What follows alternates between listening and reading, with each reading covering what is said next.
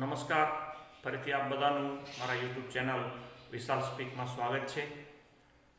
આજનો આપણો જે વિષય છે, આમ તો મૂળ આપણું જે આખું ચેનલ છે જે પ્રાથમિક શિક્ષણનું મહત્ત્વ, એનો પ્રચાર પ્રસાર, એની જે પ્રાથમિક શિક્ષણમાં જે ભાષા છે એનું મહત્ત્વ, ભાષાને કઈ રીતે મજબૂત બનાવી, એના વિશેના ઘણા બધા વિડીયો મેં short video, long video upload કર્યા છે.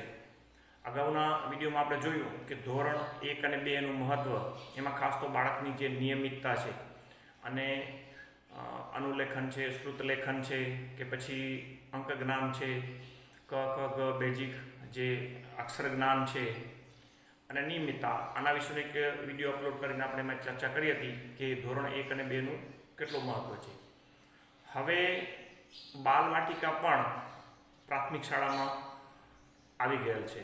અગાઉ છોકરો 5 વર્ષ સુધી આંગણવાડીમાં જતા હતા બાળકોને, હવે 5 વર્ષ પછી ધોરણ પહેલામાં આપણે દાખલ કરતા હતા. જોકે આખા દેશમાં તો 6 વર્ષથી જ દાખલ કરવાનો નિયમ હતો મોટાભાગના રાજ્યોમાં, પરંતુ ગુજરાતમાં બાળક 5 વર્ષનું થાય ત્યારે એને પ્રથમ ધોરણમાં પ્રવેશ આપવો એવો નિયમ હતો.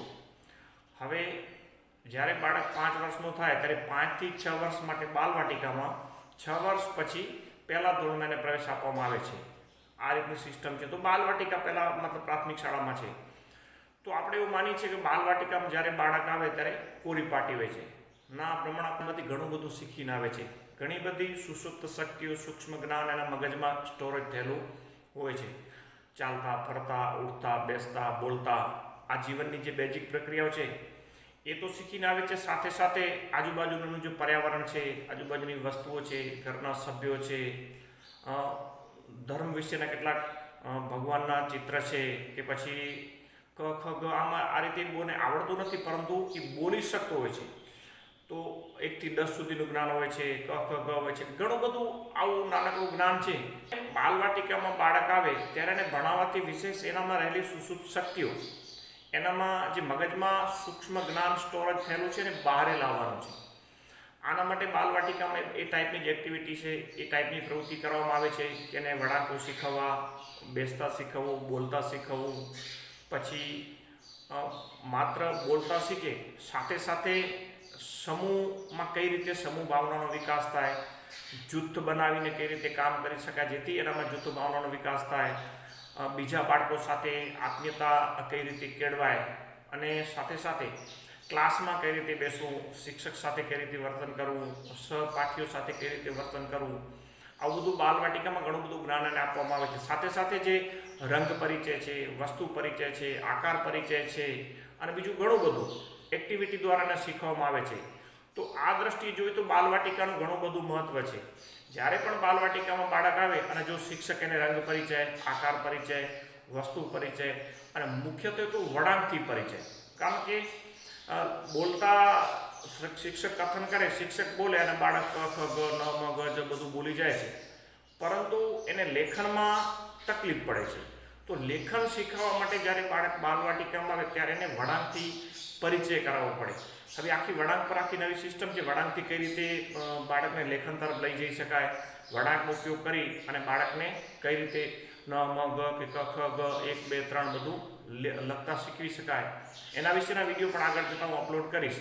કે વળાંકમાં દાખલા તરીકે વર્તુળ છે, મીંડો છે, આડી લીટી છે, ઊભી લીટી છે, ત્રાંસી લીટી છે, વળાંકવાળી લીટી છે, આડો વળાંક છે, ઊભો વળાંક છે, આવી બધી સંકલ્પના બાળકના મગજમાં પહેલેથી જ હોય છે.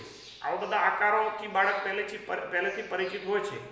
તો બાલવાટિકામાં જ્યારે બાળક આવે છે ત્યારે તેને આ બધું પરિચિત કરાવવા માટે મુખ્યત્વે તો શાળા પ્રત્યે ઘણી વખત બાળકને આપણે જૂના જમાનામાં આપણે જોયું હશે ને અત્યારે પણ જોવા મળે છે કે બાળકને જ્યારે પહેલા ધોરણમાં દાખલ કરવામાં આવે છે ત્યારે ઘણા બધા બાળકો શાળામાં આવતા અચકાય છે. શાળામાં એને વાતાવરણ આખું અલગ લાગે છે, એને ભય લાગે છે કે ત્યાં શું હશે, શિક્ષક મારશે, આવું થશે, ઘણું બધું હોમવર્ક આપશે, એટલે એનું મગજ એવું બધું વિચારતું હોય છે.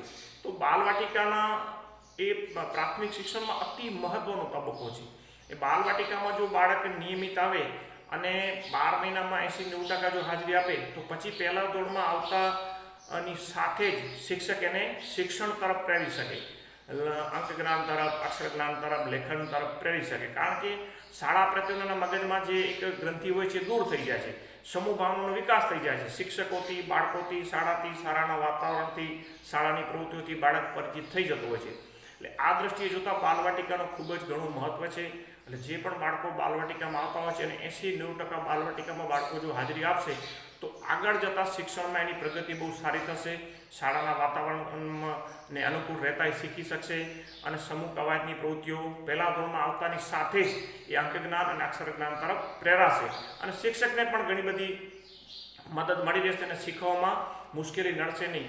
પરંતુ બાલવાટિકામાં જ્યારે બાળક આવે ત્યારે શિક્ષકોએ પણ ખાસ એને આ બધી રંગ પરિચય, આકાર પરિચય, વસ્તુ પરિચય, વળાંક પરિચય, આસપાસના પર્યાવરણથી પરિચય, એનું જે ઇન્ટ્રોડક્શન છે, દાખલા તરીકેનું પરિચય છે કે એનું નામ શું છે, એના વાલીનું નામ શું છે, ગામનું નામ, તાલુકો, જિલ્લો, દેશ, વારના નામ, 12 માસના નામ, એવી રીતે અંગ્રેજીમાં 12 માસના નામ, વારના નામ, તહેવારોના નામ, તહેવારોની નાની નાની વાર્તાઓ, આવી બધી વસ્તુઓથી શિક્ષકને જો પરિચિત કરાવશે એને ખાસ તો એને ભણવામાં એને શિક્ષણમાં ઉત્સાહ વધશે, એને ઇન્ટરેસ્ટ જાગશે અને ઓટોમેટિક પહેલા ધોરણમાં આવતાની સાથે જ શિક્ષણમય થઈ જશે. તો આ દ્રષ્ટિએ જોતાં બાલવાટિકાનું ખૂબ જ મહત્ત્વ છે. તો સાથે સાથે તમામ વાલીઓને પણ વિનંતી કે તમારા બાળકો જો બાલવાટિકામાં હોય તો બાલવાટિકામાં નિયમિત આવશે તો એના માટે ભવિષ્યનું બહુ સારું થશે, શૈક્ષણિક પ્રગતિ એની સારી થશે. માટે આ બધાને મારી વિનંતી અને રિક્વેસ્ટ છે કે બાલવાટિકામાં બધા બાળકોને કમસે કમ 80-90% નિયમિત મોકલો. આશા રાખું છું મારો વિડીયો તમને પસંદ આવ્યો હશે. મારા વિડીયોને લાઇક, શેર અને સબસ્ક્રાઈબ કરવા વિનંતી. ધન્યવાદ. નમસ્તે.